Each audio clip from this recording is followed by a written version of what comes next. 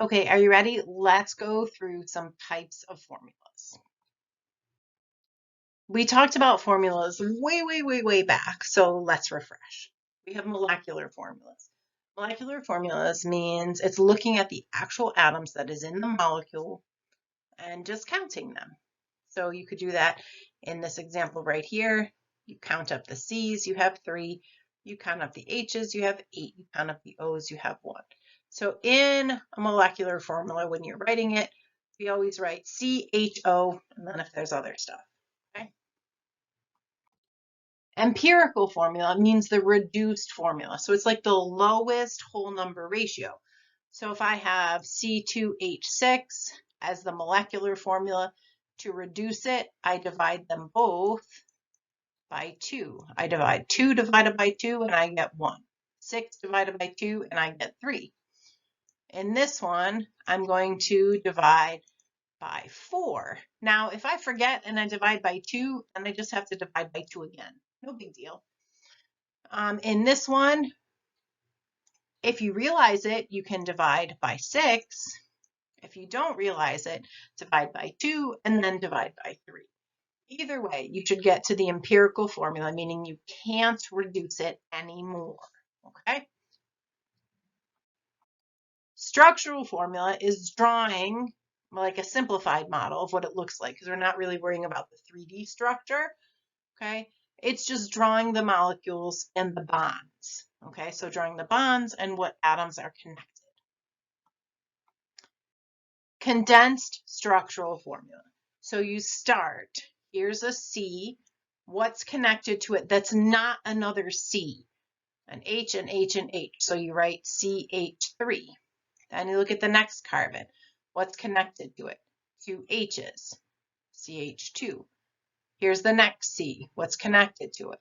2 H's, CH2. Here's the next C. What's connected to it? 3 H's, CH3. So this one, we look carbon by carbon. CH3, CH3. Carbon by carbon. CH3, CH2, and then OH. Carbon by carbon. CH3, CH2, CH3. Okay. Now, the skeletal structural, this one right here, we rarely use it, but this right here would represent a C with all of the H's it needs. This would be a C with all the H's it needs. And this would be a C with all the H's it needs. How would I know that? So I look at this, I start drawing. Here's my first C, go up, and my next C, go down. Okay? And that's why, and then I would go up and like this if I had more. So this would be 1 C, 2 C's, 3 C's, 4, 5, 6, 7, 8 C's, and they would all have the correct number of H's around them. Okay, let's practice.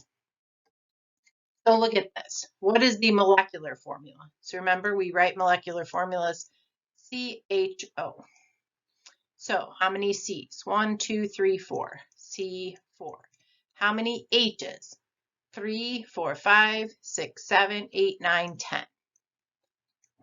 Okay. Well, there's nothing else, so I don't write any O's. Now, what is the empirical formula? Reduce it. So I look at my subscripts. Can I divide them both by something? 2. So C, 4 divided by 2 is 2. H, 10 divided by 2 is 5. So C2H5 is my empirical formula. Let's draw the structural formula. So you draw a C with 3 H's connect to it, like this. H. That is connected to a C with 2 H's. And that is connected to another C with 2 H's. And that is connected to a C with 3 H's. Excuse my terrible drawing. Okay, so if I drew neater, it would look like this. Okay. All right, look at this one. What's the molecular formula and what's the empirical formula? Molecular, we just count. C, how many? 2. H, how many? 1, 2, 6. O, how many? 1. Now, to write the empirical formula, I look at all of the subscripts. Is there anything I can divide them all by? No, because that oxygen has a 1. So the empirical formula and the molecular formula in this case are the same. All right, let's look at this one. Molecular formula. Count the C's. 1, 2, 3. C, 3. H, how many H's? 1, 2, 3. And then there's 3 of them here. So that's 6. Okay, now empirical formula. Can I divide both of those by something? You bet I can. Divide them both by 3. So 3 divided by 3 is 1. I don't write the 1. 6 divided by 3 is 2. And there's the empirical formula. Let's look at this one. Molecular. Count how many C's? 1, 2, 3, 4, 5, 6. C, 6. Remember, we write H's next.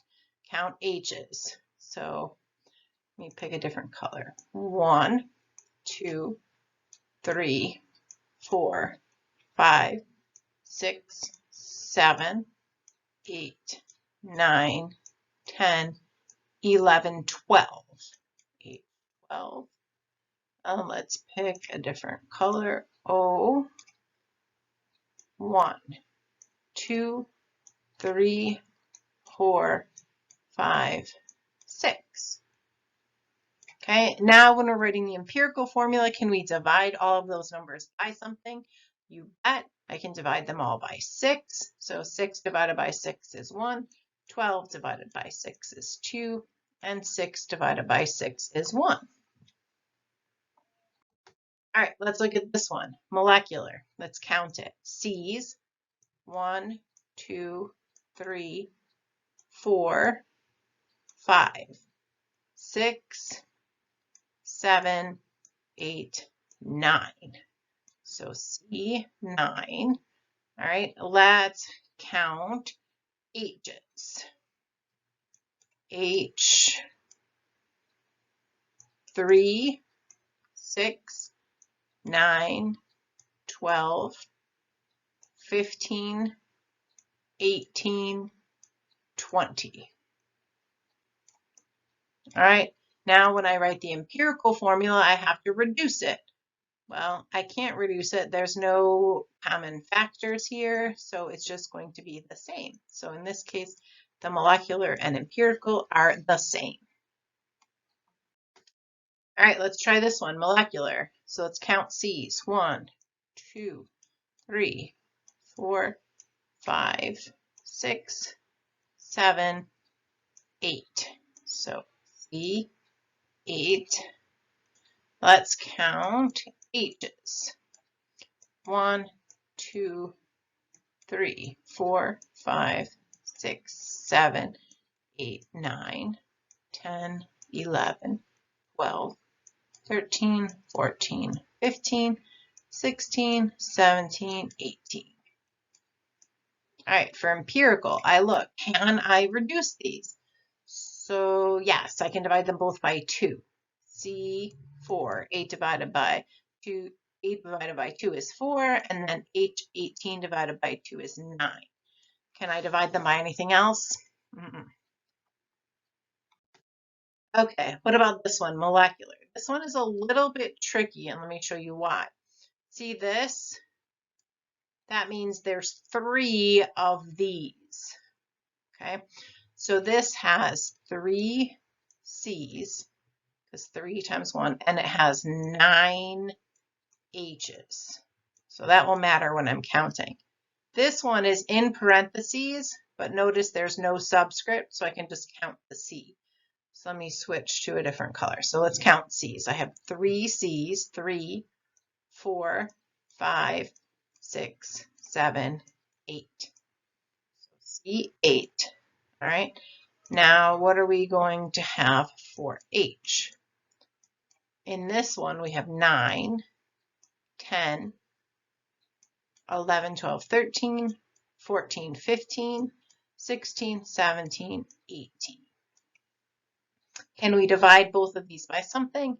Yes. Divided by 2, so C4, H9. That's it. I can't divide any further.